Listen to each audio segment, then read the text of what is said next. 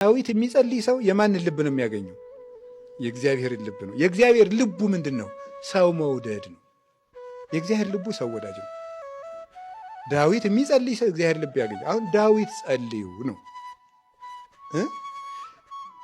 ዳዊት ጸልዩ እንደው ምዕመናንም ተነግራችሁ አትሰሙ ይመስለኛል። የማትሰሙትን ነው።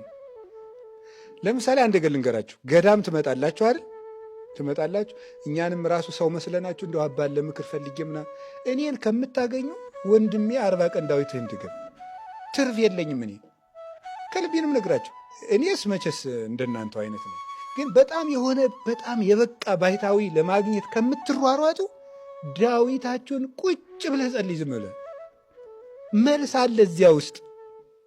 የእውነቴም ነግራችሁ ለ40 ቀን ያህል ጸሎት ዳዊቴን አላቋረጥም ብላችሁ ወስኑና ድገሙ። እግዚአብሔር ቅርብ ነው አይደል ያለ ቅዱስ ዳዊት። ቅዱስ ጳውሎስም ፊልጵስዩስ ምዕራፍ 4 ላይ እግዚአብሔር ቅርብ ነው፣ ልመናችሁን ወደ እሱ አቅርቡ እንጂ በአንዳች ነገር አትጨነቁ ነው ያለ።